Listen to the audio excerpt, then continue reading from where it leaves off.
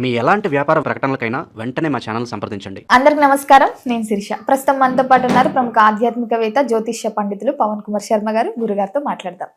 నమస్కారం గురుగారు. శ్రీమాత్రే నమః. గురుగారు, జనరల్ గా చాలా మందికి డౌట్ ఉంది. ఈ పండుగ భోగి పండుగ 13, 14 అని ఎవ్రీ ఇయర్ మనం 13 చేసుకునేటోళ్ళం. ఇప్పుడు అసలు 13, 14 అని ఒక క్లారిటీ ఇవ్వండి. ఇంకొకటి, భోగి మంటలు వేస్తుంటారు, ఏ విధంగా వేయాలి, ముఖ్యంగా భోగి విశిష్టత ఏంటో తెలియజేయండి గురుగారు. తప్పకుండా. ముందుగా ప్రేక్షకులందరికీ కూడా భోగి పండుగ శుభాకాంక్షలు. ఇప్పుడు మనం భోగి 13, 14 అనేటటువంటి దానికి సంక్రమణం అనేటటువంటిది ప్రధానమైనటువంటిదిగా చూసుకోవాలి. కాబట్టి ఈసారి మనకి 14వ తారీఖే భోగి అనేటటువంటిది ఖాయంగా నిర్ణయించబడింది. అది జ్యోతిష్య ప్రమాణాలన్నిటి ప్రకారం నిర్ణయం చేయాలి. మీరు మిగతా పండుగలన్నీ చూస్తే కొన్ని తిథులకి సంబంధించి ఉంటాయి. ఉదాహరణకి శ్రీరామనవమి అంటే మనందరికీ తెలుసు, చైత్రమాసంలో వచ్చే ఉగాది తర్వాత వచ్చే నవమిని శ్రీరామనవమి అంట. కృష్ణాష్టమి అనగానే శ్రావణ బహుళంలో వచ్చేటటువంటిది, శ్రావణ మాసం కృష్ణపక్షంలో వచ్చే అష్టమిని కృష్ణాష్టమి అంట. ఇలా మనకి వినాయక చవితి అంటే భాద్రపద శుద్ధంలో వచ్చే చవితి. ఇట్లా మనకి అన్నిటికీ కూడా తిథులతో ప్రమాణమైనటువంటి పండుగలు. కానీ ఒక్క సంక్రాంతి, భోగి ఇవి వచ్చేసరికి ఇవి తిథులతో ఏమీ సంబంధం లేదు. అది ఏ తిథిలో అయినా వస్తుంది. అది ఉదాహరణకి రేపు ఏకాదశి పర్వదినంలో వస్తుంది. అవును, సర్వ ఏకాదశి. ఏకాదశి కానీ ఏకాదశే రావాలి వచ్చే సంవత్సరం కూడా అనే నియమం లేదు. వచ్చే సంవత్సరం అష్టమి రావచ్చు, సప్తమి రావచ్చు, పంచమి రావచ్చు, ఎట్లాగైనా రావచ్చు. అది కాల పరిమితిని ఇచ్చారు. ఇది సూర్యుడి యొక్క గమనాన్ని బట్టి జరిగేటటువంటి పండుగ అని చెప్పారు. అందుకని దీనికి భోగి అని. భోగి అన్న శబ్దానికి అర్థం ఏమిటి ఇచ్చాడంటే, భోగి అంటే భోగమును పొందేటటువంటి రోజు. ఉదాహరణకి చాలామందిని మనం ఉదాహరిస్తూ ఉంటాం. భోగి అంటే ఆయనకే ఆయన భోగి అంటూ ఉంటాం. అంటే ఆయన భోగ పురుషుడు, ఆయనకి భోగి. ఫలానా వాడికి రోగం వస్తే వాడిని రోగి, వాడికి ఏదో యోగం కలిగితే వాడిని యోగి, ఇట్లా అంటూ ఉంటాం. ఈ యోగం, భోగం, రోగం మనం చెప్తూ ఉంటాం కదా. ఇందులో భోగముతో కూడినటువంటిది భోగి అని చెప్పాడు. అయితే ఇక్కడ భోగి అంటే ఏమి భోగం కలిగింది అని అడిగితే, నెల రోజుల పాటు ధనుర్మాస వ్రతాన్ని ఆచరించినటువంటి గోదాదేవికి రంగనాథుడిని చేరేటటువంటి అవకాశం కలిగినటువంటి రోజు. అంటే భగవంతుడి కోసం మీరు చేసినటువంటి యొక్క తపస్సు ఫలించి ఆ గోదాదేవి వెళ్ళి సాక్షాత్తుగా రంగనాథుడు శ్రీకృష్ణుడి పక్కన నుంచొని కళ్యాణం జరిపించుకున్నటువంటి పర్వదినం మనకి భోగిగా చెప్పారు. అంతే కదా. భగవంతుణ్ణి చేరడం కంటే భోగం ఏముంది ప్రపంచంలో? మీరు ఇక్కడ ఐహికంగా ఎన్ని భోగాలు అనుభవించండి, అంత్యంలో మనకు కలిగే భోగమే నిజమైన భోగం. అందుకని మహాత్ముల యొక్క విధానం మరణంలో తెలుస్తుంది అంటారనమాట. కాబట్టి భోగి అన్న శబ్దానికి అర్థం భోగాన్ని పొందడం. అయితే భోగాన్ని పొందడం అంటే గోదాదేవి భోగాన్ని పొందింది, అంటే గోదాదేవి శ్రీకృష్ణుడిని పొందింది. మనమేం చెయ్యాలి అని మన దాకా ప్రశ్న వచ్చినప్పుడు 3 పనులు ఖచ్చితంగా చేయండి అని చెప్పింది భోగి సంబంధించినటువంటి వివరణలో. ఒకటి, సూర్యోదయాత్ పూర్వమే నిద్ర లేవడం. మనకి సనాతన ధర్మం ఎప్పుడూ అలాగే చెప్తుంది. మనందరం 9ంటికి లేస్తూ ఉంటాం. సూర్యోదయం అయ్యాక, సూర్యోదయం మధ్యలో మనకి వాటికి సనాతన ధర్మానికి సంబంధం ఉంది. సనాతన ధర్మం ఎప్పుడూ పొద్దున్నే సూర్యోదయానికంటే ముందరే నిద్ర లేవండి అయ్యా అని చెప్తుంది. అది ఆరోగ్య సూత్రాల్లో మొట్టమొదటిది. తర్వాత అభ్యంగనం చేయమంటుంది. అభ్యంగనం అంటే ఒంటికి అంతా నూనె రాసుకోవాలి. నూనె రాసుకొని కనుక 1 గంట సేపు కనుక ఉన్నట్లయితే విశేషించి ఆ భోగి మంటలు వేయమని చెప్పి, తర్వాత నూతన వస్త్రాలు ధరించమన్నది. అంటే భోగి మొట్టమొదట చేయాల్సిన పని ఏమిటి? తెల్లవారుజామున లేవడం మొట్టమొదట. తర్వాత ఒంటికి శుభ్రంగా నూనె రాసుకోవడం. నువ్వుల నూనె రాయాలి. చాలామందికి నువ్వుల నూనె మీద ఒక చిన్న చూపు అనమాట. చిచ్చి నువ్వుల నూనె అంటూ ఉంటారు. అది చాలా దోషం. నువ్వుల నూనె సంపూర్ణమైన ఆరోగ్యానికి సంబంధించినటువంటి వస్తువు. దాన్ని మనం సకాలంలో చక్కగా వాడుకోవాలి మనం. అందువల్ల చక్కటి నువ్వుల నూనెని ఒంటికి అలది చక్కగా నూనె రాసి, ఆ తర్వాత తెల్లవారుజామునే అంటే సూర్యుడు రాకముందరే భోగి మంట వేయమని చెప్పారు. ఎవరైతే భోగి మంటలు వేస్తారో వాళ్ళకి ఇంటికి ఉన్నటువంటి దారిద్ర్యం తొలగిపోతుందని చెప్పాడు. అంటే ఇంట్లో ఉన్న అలక్ష్మి వెళ్ళిపోతుంది అని చెప్పారు. మన ఇంటికి ఎన్నో రకాల పీడలు ఉంటాయి, అందుకని భోగి పీడ వదిలించుకోవడం అంటారు. అంటే మన ఇంట్లో ఉన్న పాత సామాన్లే మన అందరం చూస్తూనే ఉంటాం. ఆ రోజు ఏమి భోగి మంటల్లో వేస్తారంటే ఏదో పాత సామాన్ తీసుకొచ్చి వేస్తూ ఉంటారు. మన ఇంట్లో ఏమి మిగిలిపోయినాయో లేదా అటువంటి పాత వస్తువులన్నింటినీ కూడా ఆ రోజు భోగి మంటల్లో వేస్తారు. ఒకటి కాదు ఈ నెల రోజులు పెట్టినటువంటి యొక్క ఈ ఏవైతే గొబ్బెమ్మలు ఉన్నాయో వాటన్నిటిని కూడా పెట్టినవి అందులోకి వేస్తూ ఉంటారు. ఇలా మొత్తానికి భోగి మంటలు వేస్తే ఇంట్లో ఉన్నటువంటి పీడ పోతుంది అని చెప్పారు. ఎప్పుడైతే శరీరానికి నూనె రాసుకుంటామో అప్పుడు మన ఒంటి మీద ఉన్నటువంటి పీడ పోతుంది అని చెప్పారు. ఇక తర్వాత తలస్నానం చేయడం శుభ్రంగా, ఆ తర్వాత చక్కని నూతన వస్త్రాలు ధరించడం, పెద్దలందరూ ఆశీర్వచనం తీసుకోవడం, దేవాలయాన్ని తప్పకుండా దర్శనం చేయడం. ఈసారి ఏకాదశి కూడా వచ్చింది చక్కగాను బుధవారం. అది విష్ణువుకి మహాప్రీతికరమైనటువంటిది. ఆ రోజున మనకి జరిగే గోదారంగనాథుల కళ్యాణం దగ్గరలో ఉంటే చక్కగా వెళ్ళి చూడడం. తర్వాత మన మీద ఉన్నటువంటి పీడ, మనలో ఉన్నటువంటి పీడ రెండు తొలగించుకోవాలి అని చెప్పారు. మన మీద ఉన్నటువంటి పీడ, మనలో ఉన్నటువంటి పీడ రెండు తొలగాలి అంటే, మనలో ఉన్నటువంటి పీడ వదలాలంటే మనం గోదారంగనాథుల కళ్యాణాన్ని దర్శనం చేయాలి. అది అత్యంత శుభప్రదం.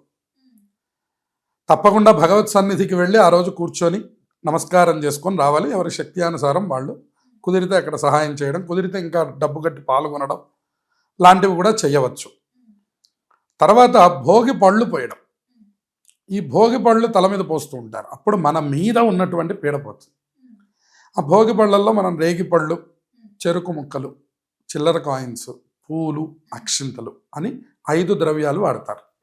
ఈ 5 ద్రవ్యాలతో కూడి చక్కగా భోగి పళ్ళు కనుక పోసుకున్నట్లయితే, పెద్దవాళ్ళు చిన్నవాళ్ళకి కనుక పోస్తే వాళ్ళ మీద ఉన్నటువంటి దృష్టి దోషములు, పీడ ఏదైతే ఇబ్బంది ఉన్నదో అదంతా తొలగిపోయి వాళ్ళు దీర్ఘాయుష్మంతులు, పూర్ణాయుర్దాయం కలిగిన వాళ్ళు అవుతారట. అందుకని భోగి రోజు చేయవలసినటువంటి ఈ 3 పనులు అత్యంత విశేషమైనటువంటివి అని చెప్తున్నారు. ఇక మనకి భోగి వెనకాల కథ చెప్పండి అని మీరు అడిగినప్పుడు, భోగి వెనకాల కథ అంటే భోగి పండక్కి ఒక ప్రత్యేకమైనటువంటి కథ ఉంది. ఆయన ఒకానొక రాక్షసుడు దేవతల గురించి తపస్సు చేశాడు. తపస్సు చేసి ఆయన బ్రహ్మగారి దగ్గర నుంచి వరం పొందాడు. వరం పొంది ఆయన ఏమన్నాడంటే, నా శరీరం దహనమయ్యేంత రీతిలో మాకు ఆవు పిడకలు ఉంటే కానీ అప్పుడు నేను చావను, అటువంటి వరాన్ని నాకు అనుగ్రహం చెయ్యి. చూడండి, ఒక శరీరాన్ని మనం పూర్తిగా ఆవు పిడకలతో తగలబెట్టగలమా? లేదు. అందుకని ఆ రాక్షసుడు ఆ ప్రత్యేకమైన వరం కోరాట. వరం కోరితే సరే బ్రహ్మగారు ఆయన ఎప్పుడు కూడా ఆయన దయామయుడు కాబట్టి ఆయన వెంటనే తథాస్తు అన్నట్టు. దీంతో ఈయన వీరంగం వేయడం మొదలుపెట్టాడు, అన్ని కథల్లో లాగా. మరి ఇప్పుడు ఈయన్ని చంపాలి అంటే ఈ యొక్క ఆవు పిడకలు తయారు చేయాలి. ఆవు పిడకలతో మాత్రమే అతని శరీరాన్ని చంపగలం. వేరే మీరు ఒక సమిధ కానీ, ఒక కట్టెపుల్ల కానీ, ఒక నెయ్యి కానీ ఏం వేయడానికి వీళ్ళు. మరి ఎట్లా అని చెప్పని చూస్తుంటే వాళ్ళు 1 నెల రోజుల పాటు అందరూ కూడా కలిసి ఈ ఆవు పిడకల్ని తయారు చేశారట. తయారు చేసి గుత్తుల కింద కట్టారట. వాటిని 16, 18 చొప్పున తాళ్లకు వేసి కడుతూ ఉంటారు చూడండి. అట్లా ఆ కట్టినటువంటి గుత్తిని మనకి ఈ భోగి మంటల్లో వేయడం మనకు కనపడుతూ ఉంటుంది పూర్వ పద్ధతుల్లో. ఇట్లా గనక వేసి ఆవు పిడకలతో మాత్రమే మండుతూ ఉన్నటువంటి యొక్క అగ్నిలోకి ఆ రాక్షసుణ్ణి దేవతలందరూ కలిసి తోసేశారట. తోస్తే వీడు వెళ్ళి అక్కడ పడ్డాడు. ఉన్నవన్నీ ఆవు పిడకలే. వాడి శరీరానికి ఎప్పుడైతే నిప్పంటుకున్నదో, అంటుకున్నది ఆవు పిడకల వల్ల గనక ఆవు పిడకలతో వాడి శరీరం దగ్ధం అయిపోయిందట. అందుకని భోగి పండగకి ప్రత్యేకంగా వాడిని చంపినటువంటి పండగను వీళ్ళందరూ ఆచరించి మళ్ళీ పునః వాళ్ళ భోగాలన్నీ వాళ్ళకి వచ్చాయి. చూడండి, రాక్షసుడు వచ్చినప్పుడు ఏమవుతాయి? ఆ ఇంద్రుడు పదవిని కోల్పోతాడు. ఎవరు వాళ్ళ పనులన్నీ కోల్పోతారు. కానీ ఎప్పుడైతే ఈ రాక్షసుడు ఇక్కడ చేశాడో వెంటనే అతను సంహరింపబడ్డాడో వీళ్ళకి మళ్ళీ పునః వాళ్ళ భోగాలన్నీ వచ్చాయి. అందుకని దీని భోగి అన్నారు. కాబట్టి ఇటువంటి భోగి అత్యంత శక్తివంతమైనది అని చెప్తున్నాడు. అంతేకాకుండా నరనారాయణులు అని మనకి బదరికా క్షేత్రంలో ఉన్నారు. మనం బదరి వెళుతూ ఉంటాం కదండి. బదరీ క్షేత్రం, బద్రీనాథ్ మనం వెళుతున్నప్పుడు ఏమవుతుందంటే మనకి అక్కడ నరనారాయణులు అంటే కృష్ణార్జునులు ఇద్దరు కూడాను కూర్చొని తపస్సు చేస్తూ ఉన్నటువంటి సందర్భంలో వాళ్ళిద్దరి మీద అక్కడ ఉన్నటువంటి యొక్క వ్యాస మహర్షి ఆయనకి మన బాదరాయణుడు అని పేరు. ఆయనకి బాదరాయణుడు అని పేరు ఎందుకంటే బదరికా వనంలో ఎక్కువ తపస్సు చేశాట. మీరు ఇప్పటికి కూడా అక్కడికి వెళ్తే వ్యాస గుహ అని ఉంటుంది ప్రత్యేకం బద్రీనాథులో. కాబట్టి ఆ బదరీనాథుడు యొక్క సన్నిధిలో ఈ నరనారాయణులు ఇద్దరూ కూడా వచ్చి అలా తపస్సు చేయడానికి సంతోషపడినటువంటి ఆ బదరికా వనం వాళ్ళిద్దరి మీద కూడా రేగి పళ్ళ వర్షం కురిపించింది. వర్షం కురిపిస్తే ఆ సమయంలో నరనారాయణులు శ్రీకృష్ణుడు మనందరికీ వరం ఇచ్చాట. ఏమని? ఎవరైతే ఈ భోగి రోజున ఈ భోగి పళ్ళు శిరస్సును పోసుకుంటారో వాళ్ళు దీర్ఘాయుష్మంతులై వర్ధిల్లుతారు అని మనకి బదరీనాథుడు మనందరికీ వరం ఇచ్చారు. అప్పటి నుంచి మనకి బదరీ ఫలం అంటే రేగి పండు. ఆ రేగి పళ్ళు, లక్ష్మీప్రదమైనటువంటి చెరుకు ముక్కలు, ఆశీర్వచనానికి సంబంధించిన అక్షతలు, మంగళప్రదమైనటువంటి పుష్పములు, అలాగే చిల్లర కాయిన్స్, ఇవన్నీ కూడా కలిపి దృష్టి తీసినట్టుగా 3 సార్లు తిప్పి వాటి శిరస్సును పోస్తారు. అవి మన మీద నుంచి జారి ఎప్పుడైతే కింద పడిపోతున్నాయో మనలో ఉన్నటువంటి నెగిటివిటీ, అలక్ష్మి, అన్ని దృష్టి దోషములు అన్నీ కూడా పోయి కింద పడిపోయినాయి అని అర్థం. అవి మనం ఊడ్చి పక్కన పెట్టి తెల్లవారి ఎవరో ఒకళ్ళు తీసుకెళ్ళిపోతారు లేదా నీళ్ళల్లో కలిపేస్తాం. దాని ద్వారా ఈ భోగి పీడను వదిలించుకొని ఈ భోగి అనేటటువంటి భోగాన్ని చక్కగా అందరూ అనుభవించాలి. ఇక భోగం అంటే ఏమిటి అర్థం అంటే ఈ లోకంలో అనుభవించవలసిన సుఖాలు. శాస్త్రం ఎప్పుడు కూడా సుఖాలు అనుభవించొద్దు అనే మాట చెప్పదండి. శాస్త్రం ఎప్పుడు నువ్వు సుఖాలు అనుభవించు అనే చెప్తుంది. భగవంతుడు సృష్టించిందే మనందరం అనుభవించడానికి.